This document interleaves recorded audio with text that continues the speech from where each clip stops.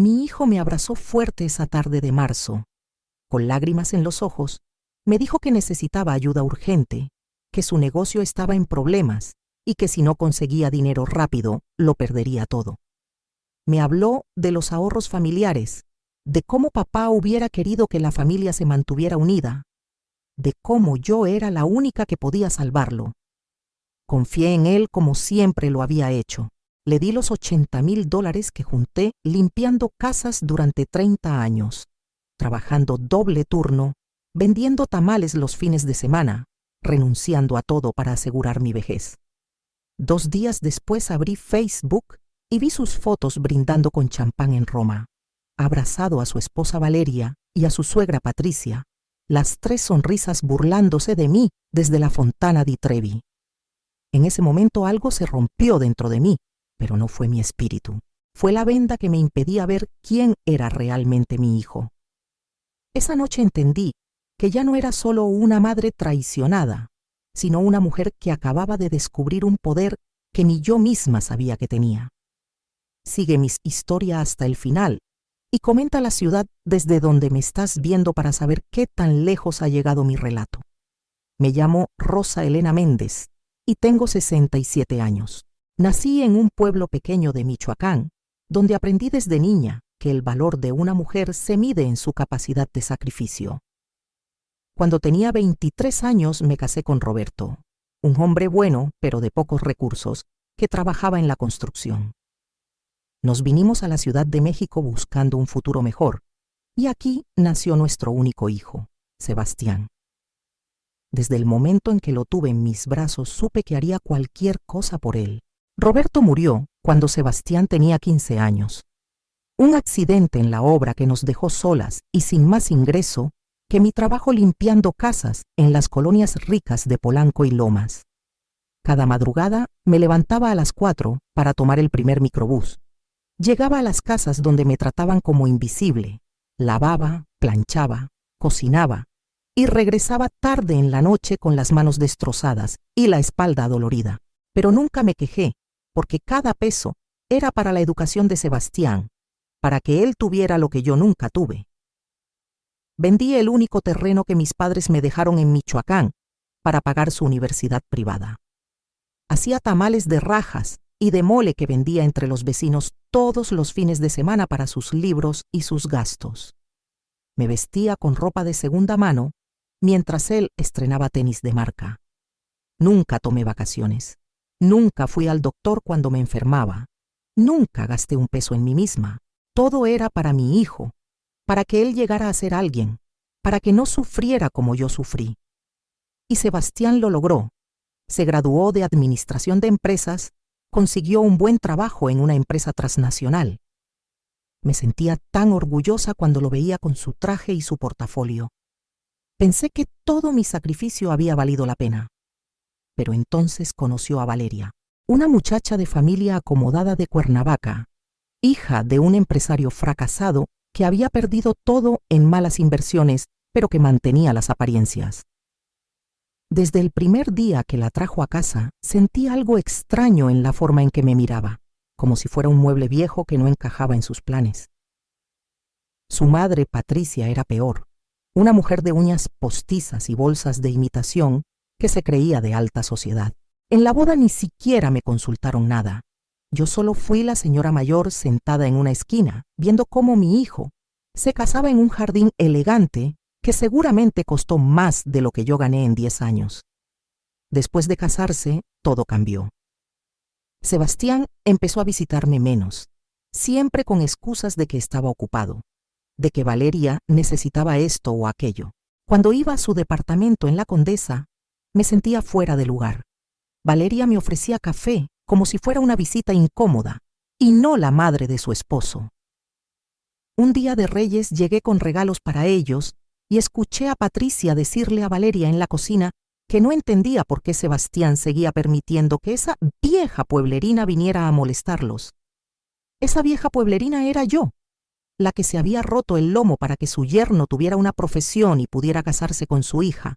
Me tragué el dolor como siempre lo había hecho porque pensé que era parte del proceso, que las familias nuevas necesitan su espacio. Seguí trabajando, seguí ahorrando, ahora con la ilusión de algún día conocer a mis nietos y poder dejarles algo. Los siguientes 2 años fueron de alejamiento gradual. Sebastián dejó de llamarme en mi cumpleaños. En el Día de las Madres llegaba con un ramo de flores comprado deprisa en el Oxxo y se iba antes de que oscureciera. Las llamadas telefónicas se volvieron esporádicas y frías. Yo seguía mandándole mensajes todos los días preguntando cómo estaba, si necesitaba algo, recordándole que comiera bien. Él respondía con monosílabos cuando respondía. En las reuniones familiares que aún me invitaban, lo veía cuchichear con Valeria y Patricia, las 3 cabezas juntas como conspirando algo. Un día limpiando una de las casas donde trabajaba, encontré una revista de viajes a Europa tirada en la basura. La guardé y por las noches la hojeaba imaginando lugares que sabía nunca conocería, pero que me gustaba ver. Nunca me había subido a un avión, nunca había salido del país. Mi única realidad era el triángulo entre mi cuartito rentado en Iztapalapa, el microbús y las casas donde trabajaba. Pero me gustaba soñar. Los $80,000 que tenía ahorrados eran mi red de seguridad, el resultado de 30 años de no gastar en nada que no fuera absolutamente necesario, de guardar cada billete que sobraba, de cambiar pesos a dólares poquito a poquito, porque una vecina me dijo que así se protegía mejor el dinero. Los tenía escondidos en una caja de zapatos dentro de mi closet, envueltos en una bolsa de plástico. Era mi tranquilidad, saber que si me enfermaba o si ya no podía trabajar, tendría algo para sobrevivir mis últimos años sin ser carga de nadie. Entonces llegó ese marzo que cambió todo.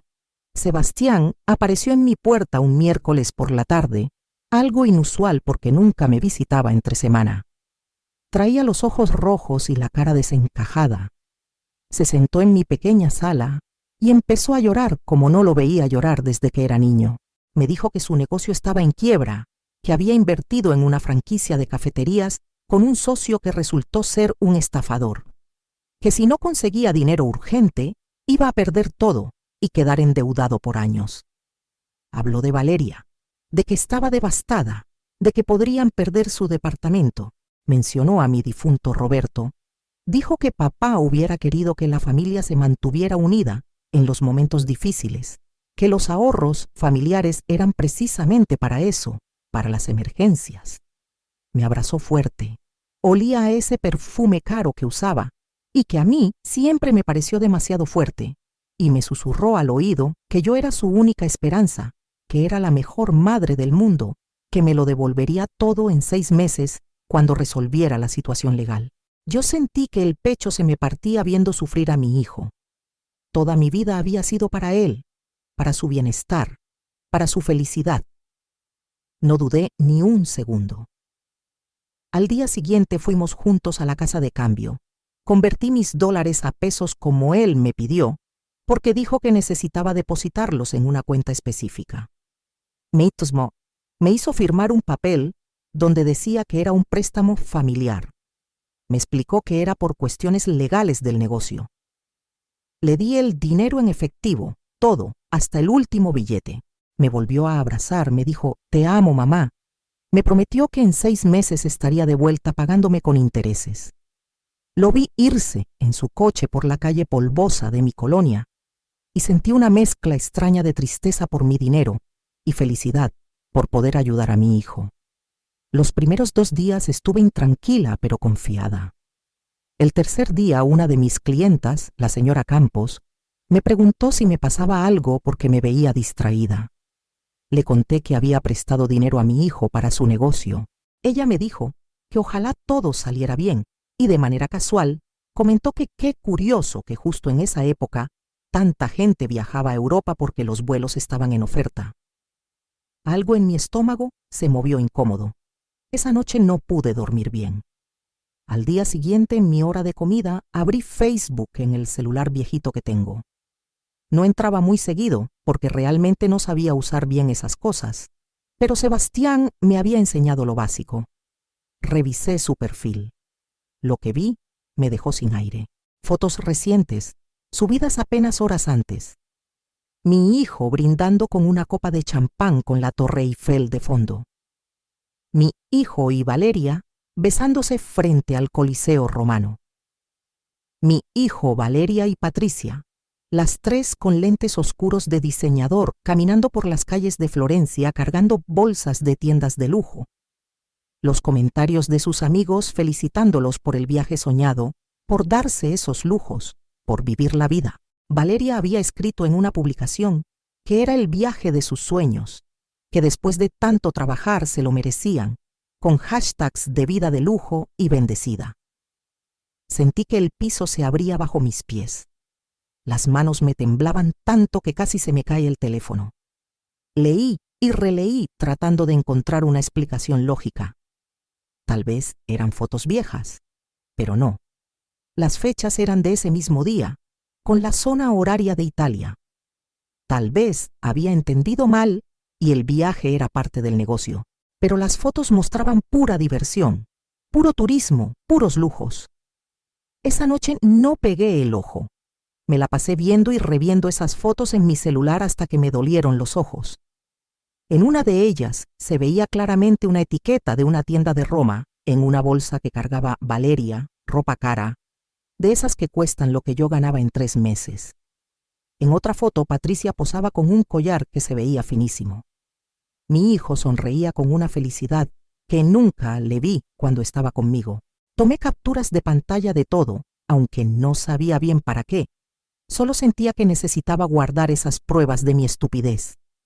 Lloré en silencio sentada en mi cama, con las luces apagadas, sintiendo cómo cada lágrima llevaba un pedazo de la ilusión que tenía sobre mi hijo.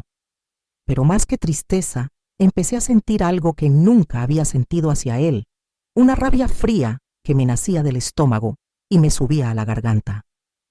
Me había mentido mirándome a los ojos, había usado la memoria de su padre para manipularme.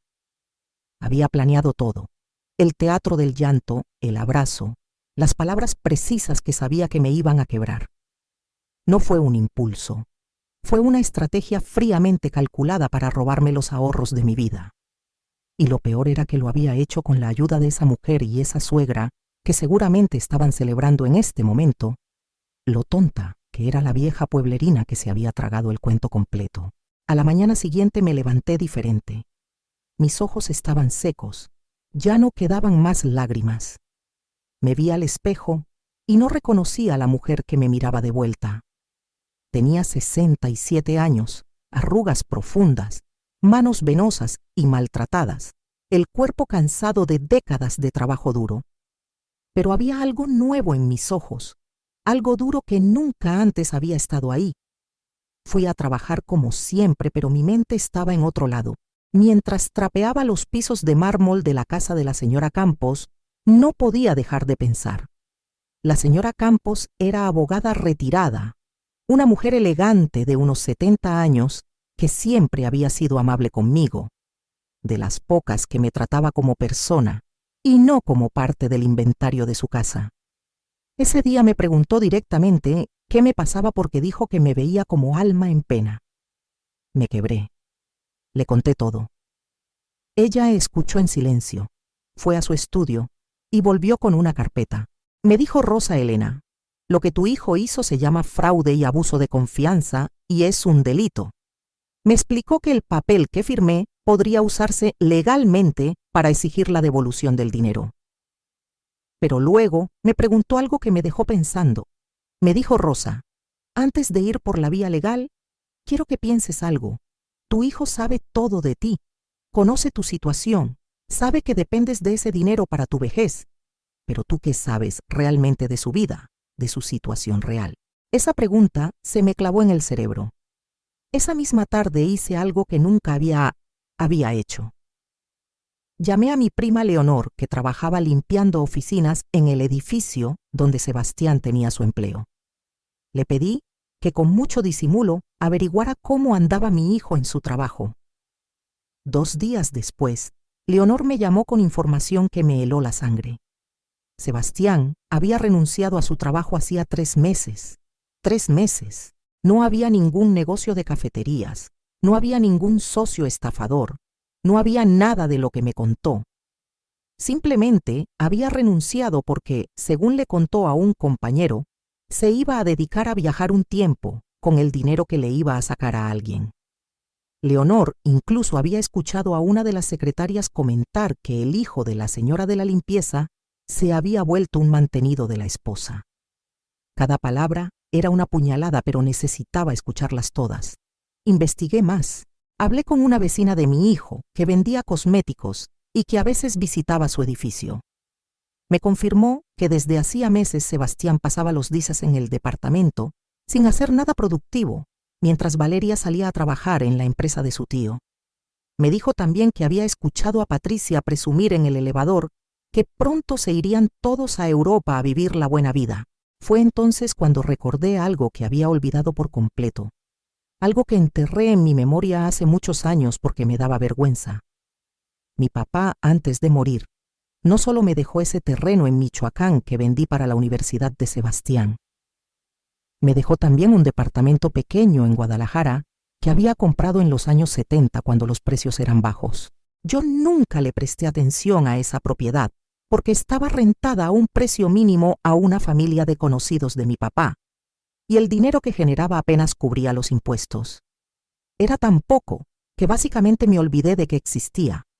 Pero hacía 6 meses, justo antes de que Sebastián apareciera con su cuento, había recibido una carta de un desarrollador inmobiliario interesado en comprar propiedades en esa zona porque iban a construir un centro comercial grande. Ofrecían $120,000 por mi departamentito. Yo guardé esa carta pensando que era una estafa, que nadie pagaría tanto por esa propiedad vieja, y la guardé en un cajón sin siquiera comentárselo a nadie. Ni siquiera Sebastián sabía de la existencia de ese departamento, porque yo lo obtuve después de que él ya era grande y nunca salió en las conversaciones. Saqué la carta arrugada del cajón y la leí de nuevo. El desarrollador dejaba un número de contacto vigente por 6 meses. Hice la cuenta, aún estaba dentro del plazo. Esa noche no dormí planeando mi siguiente movimiento. Por primera vez en mi vida, no estaba pensando en sacrificarme o en ser buena o en mantener la paz familiar. Estaba pensando en justicia, en dignidad, en demostrarle a mi hijo que su madre tonta no era tan tonta después de todo.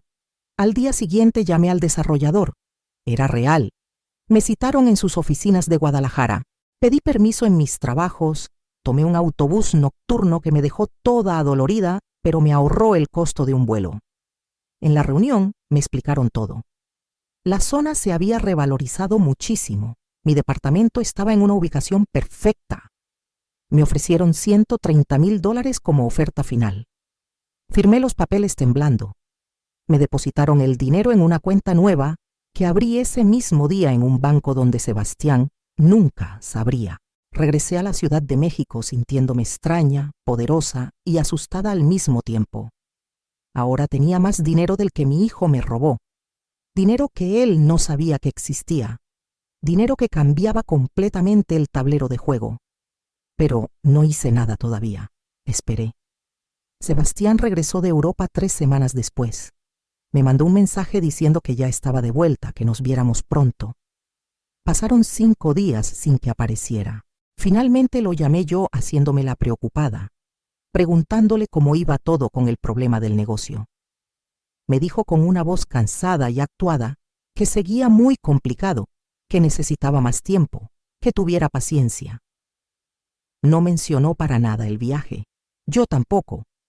Le dije que estaba bien, que no se preocupara por mí, que yo estaba bien, aunque en realidad estaba comiendo frijoles y tortillas para estirar lo poquito que ganaba porque ya no tenía mi colchón de seguridad, o eso creía él. Me dijo: te quiero, mamá, como si nada, como si no me hubiera destrozado la vida. Colgué y sonreí sola en mi cuartito. Él pensaba que me tenía controlada, que yo era la misma mujer sumisa de siempre. No sabía que yo estaba varios pasos adelante. Seguí trabajando normal, seguí mandándole mensajes como siempre, seguí siendo la mamá preocupona de siempre. Pero por dentro estaba planeando cada detalle.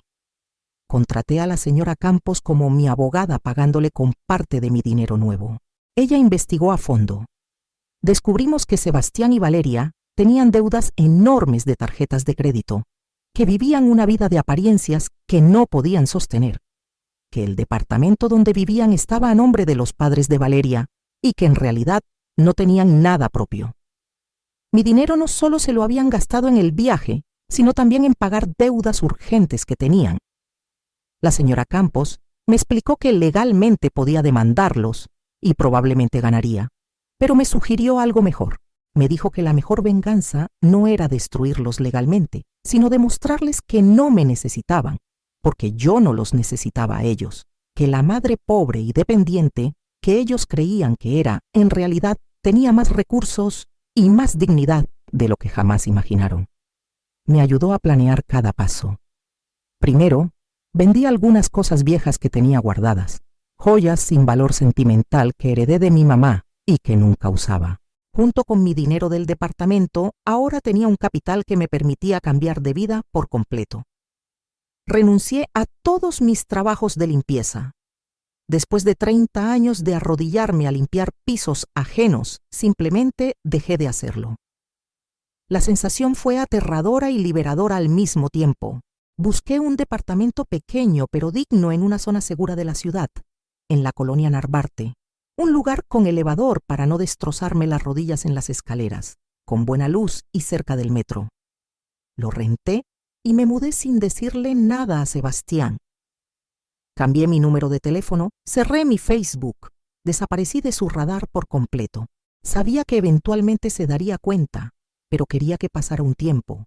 Quería que sintiera, aunque fuera un poquito, de la ansiedad que yo sentí cuando vi sus fotos en Europa. Pasaron 2 semanas. Luego 3.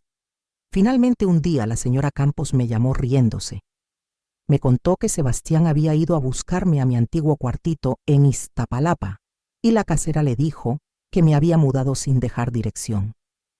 Había intentado llamarme y los números ya no existían. Entró en pánico. Empezó a buscarme con vecinos, con las familias donde yo trabajaba.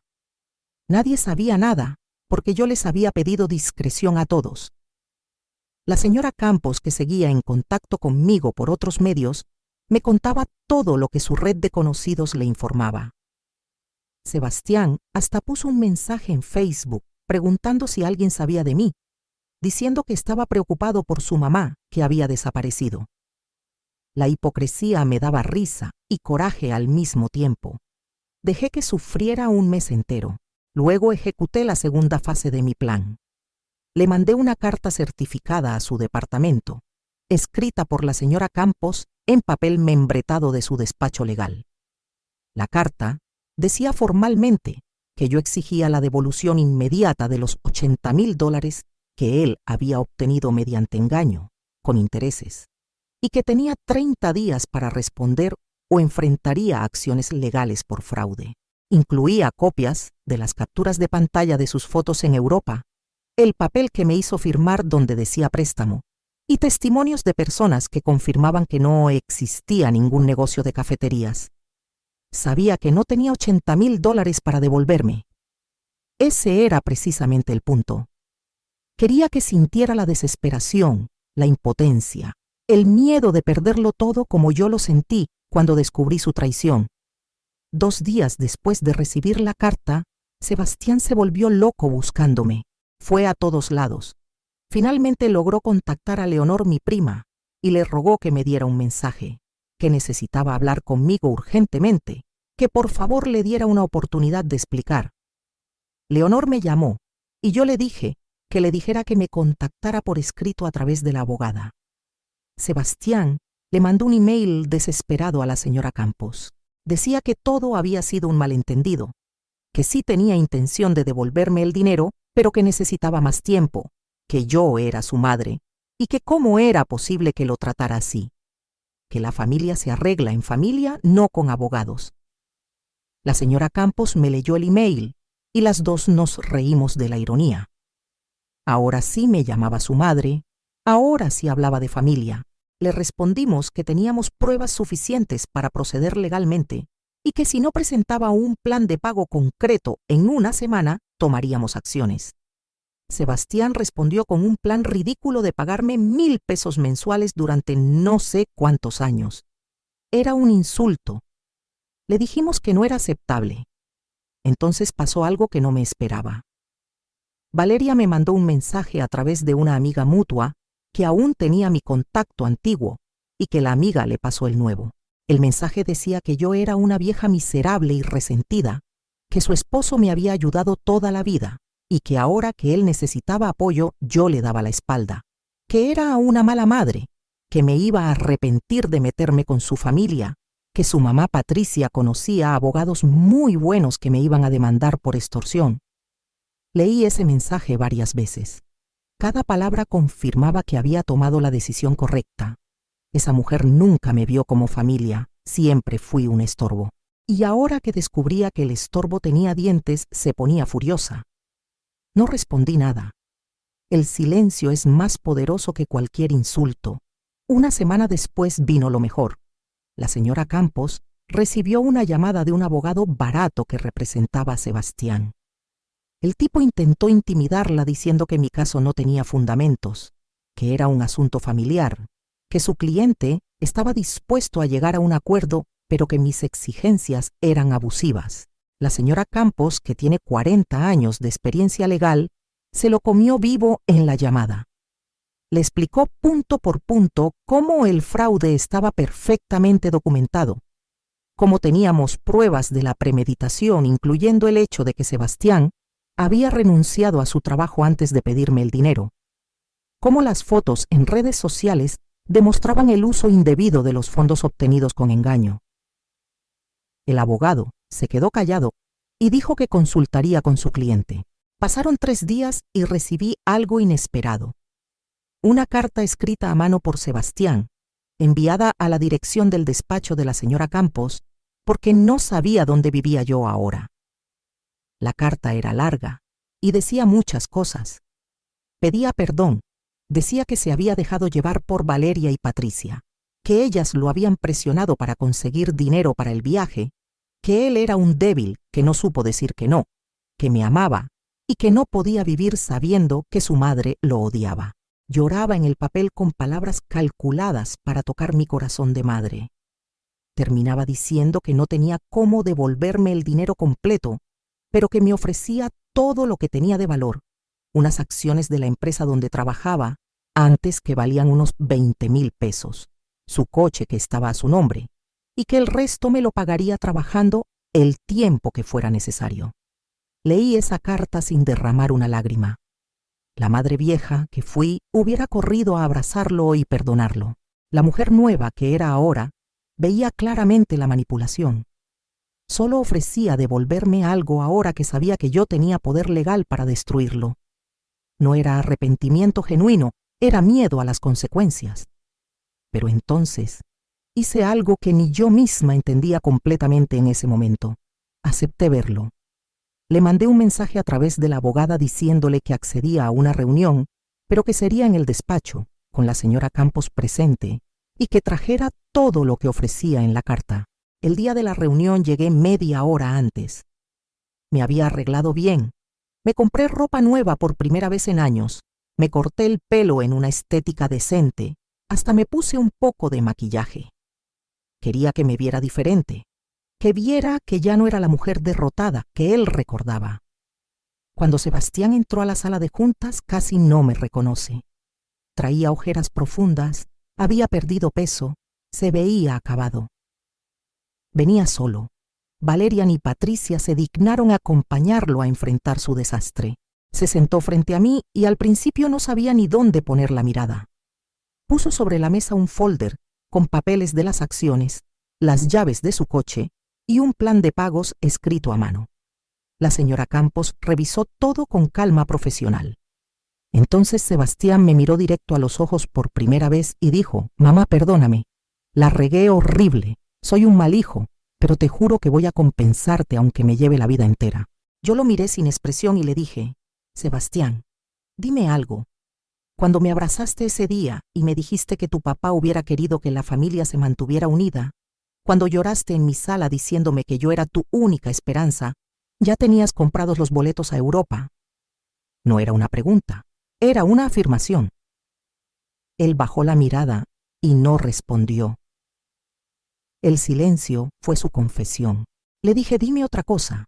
En algún momento durante esas 3 semanas que estuviste paseando por Roma y París y Florencia, gastando el dinero que yo junté limpiando baños, ¿en algún momento pensaste en cómo estaba yo, si tenía para comer, si estaba bien?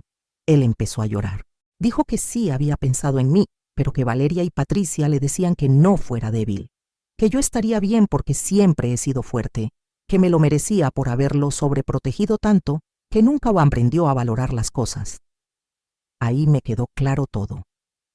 Mi hijo no era solo un ladrón, era un hombre débil que culpaba a otros de sus propias decisiones, que me culpaba a mí de haberlo querido demasiado. Me levanté de la silla y caminé hacia la ventana. Afuera la ciudad se extendía enorme e indiferente. Le dije, sin voltear a verlo, Sebastián, voy a contarte algo que no sabes.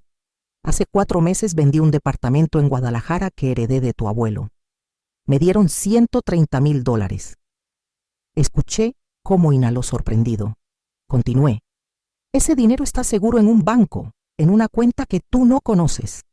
Nunca te hablé de ese departamento porque lo olvidé yo misma durante años. Irónico, ¿verdad? Resulta que la vieja pobre que tú creíste que destrozaste tiene más dinero ahora del que me robaste. Me volteé a verlo y su cara era un poema de confusión. Le dije entonces, ¿para qué quiero tu coche viejo, tus acciones que no valen nada, tus pagos miserables de $1,000 al mes? No necesito tu dinero, Sebastián. Nunca se trató del dinero. Se trató de que miraras lo que hiciste, de que sintieras, aunque sea una fracción del dolor que me causaste, de que entendieras que las acciones tienen consecuencias. Vi cómo procesaba la información, cómo su cerebro trataba de entender que todo este tiempo había estado desesperado por devolverle dinero a alguien que ya no lo necesitaba. La señora Campos, que estaba disfrutando el momento como si fuera una obra de teatro, sacó otros papeles de su portafolio. Dijo con voz profesional: señor Sebastián Méndez, mi clienta ha decidido no proceder con la demanda legal bajo las siguientes condiciones. 1. Usted firmará un documento donde reconoce haber obtenido los $80,000 mediante engaño y fraude. 2. Renunciará de manera permanente e irrevocable a cualquier derecho sobre las propiedades, bienes o herencia de su madre, Rosa Elena Méndez. 3. No volverá a contactarla por ningún medio a menos que ella lo solicite expresamente. 4. Si alguna vez en el futuro su madre requiere cuidados o asistencia por enfermedad o vejez, usted no tendrá ninguna obligación legal ni moral de proporcionarlos, quedando libre de esa responsabilidad. Estas condiciones son no negociables. Si las acepta, su madre considera saldada la deuda y no habrá consecuencias legales. Sebastián me miró como si no pudiera creer lo que escuchaba. Dijo: mamá, me estás corriendo de tu vida.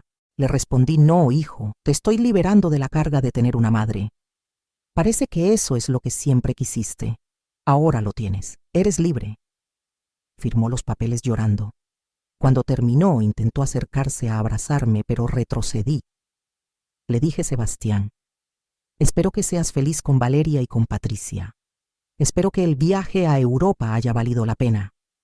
Espero que cuando seas viejo y mires atrás, puedas vivir en paz con lo que hiciste. Yo ya aprendí a vivir en paz con lo que tú eres.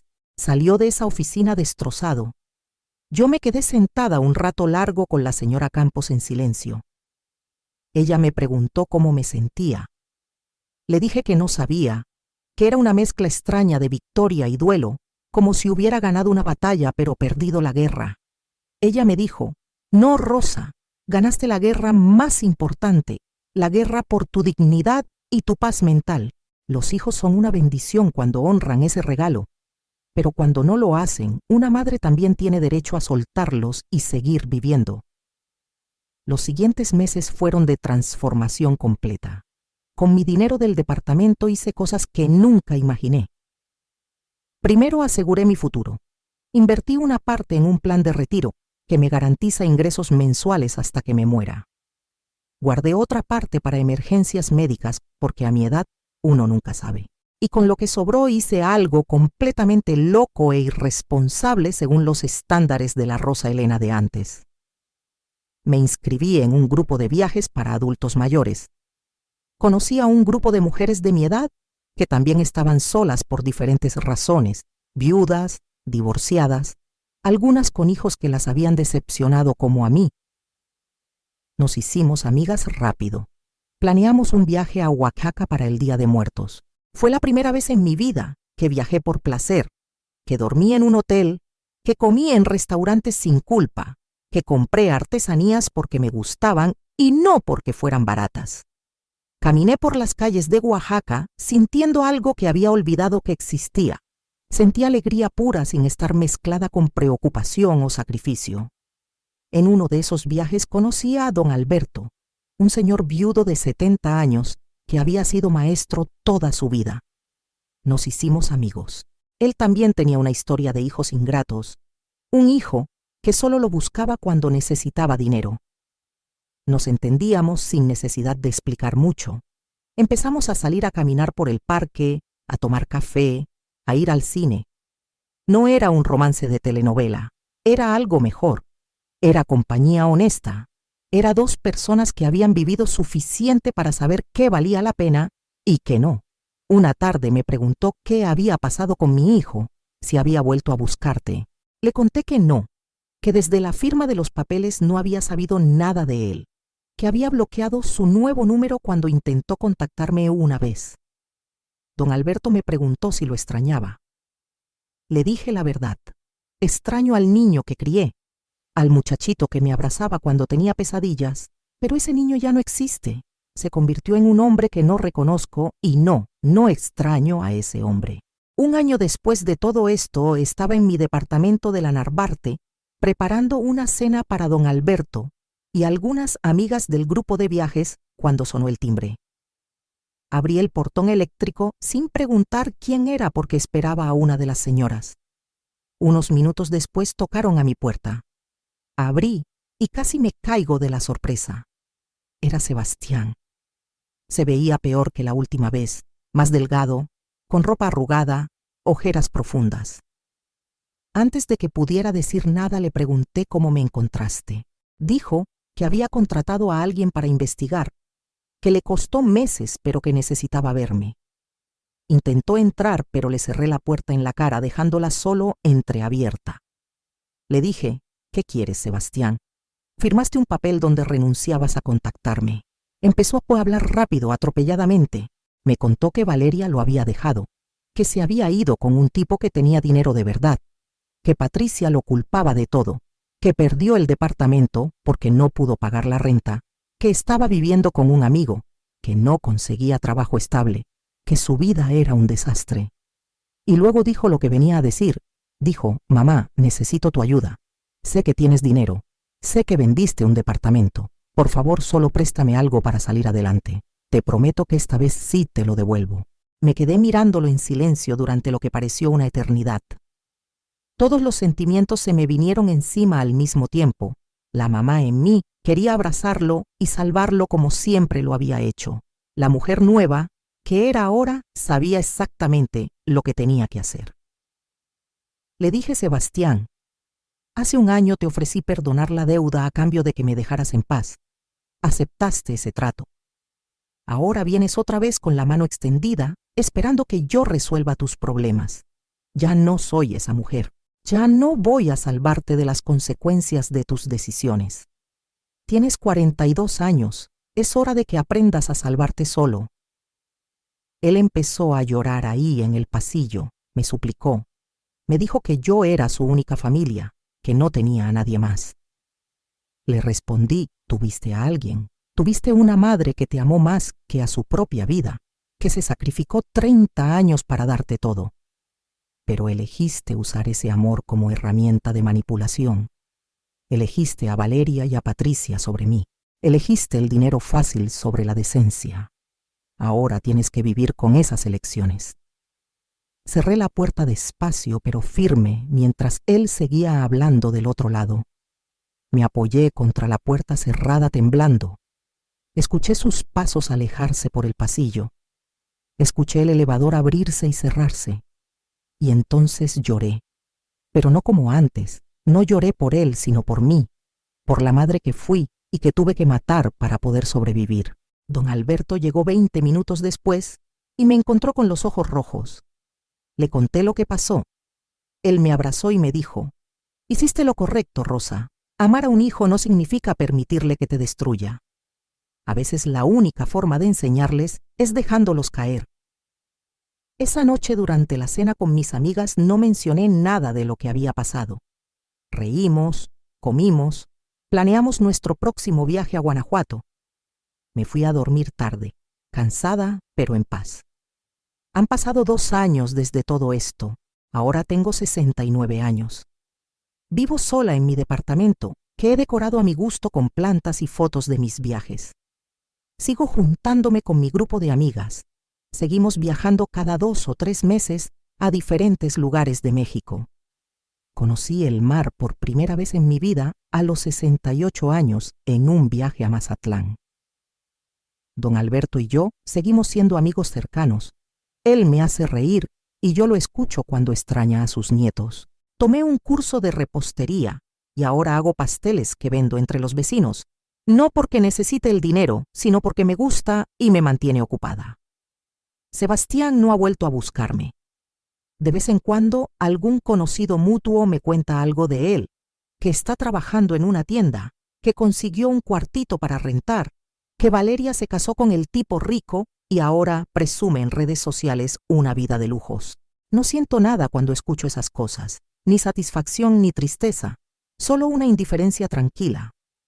A veces me preguntan si me arrepiento de haber cortado relación con mi único hijo. La respuesta es complicada. Me arrepiento de haberlo criado para ser tan dependiente, me arrepiento de no haberle enseñado el valor del dinero y del esfuerzo, me arrepiento de haber confundido amor con sacrificio extremo. Pero no me arrepiento de haberlo dejado ir cuando demostró quién era realmente. Aprendí que una madre puede amar a su hijo y aún así poner límites, puede desearle bien desde lejos sin permitirle cerca. Aprendí que mi vida no terminó cuando terminó mi rol de madre sacrificada. En realidad, apenas comenzó. Aprendí que a los 67 años puedes reinventarte por completo si tienes el valor de soltar lo que te está hundiendo, incluso si eso que te hunde es la persona que más amaste en el mundo. Les cuento esta historia no para que me tengan lástima ni para que odien a mi hijo. Se las cuento para que entiendan que el amor de madre no tiene que ser sinónimo de martirio. Para que sepan que está bien poner límites incluso con los hijos. Para que vean que nunca es tarde para elegirse a una misma. Pasé 30 años limpiando casas ajenas descuidando la mía propia. 30 años construyendo el futuro de alguien más mientras destruía el mío. Y cuando ese alguien me demostró que todo había sido en vano, en lugar de quedarme en el papel de víctima, decidí escribir un final diferente. No fue fácil. Hubo noches de llanto y de duda. Hubo momentos donde casi corrí a buscarlo para arreglar las cosas. Pero me mantuve firme porque entendí algo fundamental. No puedes salvar a quien no quiere ser salvado. No puedes amar a alguien hasta que cambie. No puedes sacrificarte esperando que algún día lo valoren. Hoy cuando me veo al espejo, veo a una mujer diferente de la que era hace 3 años. Tengo las mismas arrugas y las mismas manos trabajadas, pero hay algo distinto en mis ojos. Hay dignidad ahí, hay fuerza, hay paz. Viví 67 años siendo la mamá de Sebastián, la esposa de Roberto, la empleada de las familias donde trabajaba. Ahora, por primera vez en mi vida, soy simplemente Rosa Elena. Una mujer con su propia vida, sus propios planes, sus propias alegrías que no dependen de hacer feliz a nadie más. Y saben qué es lo más liberador de todo, que si mañana me pasa algo, si me enfermo o si me muero, voy a irme sabiendo que mis últimos años los viví para mí, que no me los robó nadie, que fueron míos completamente.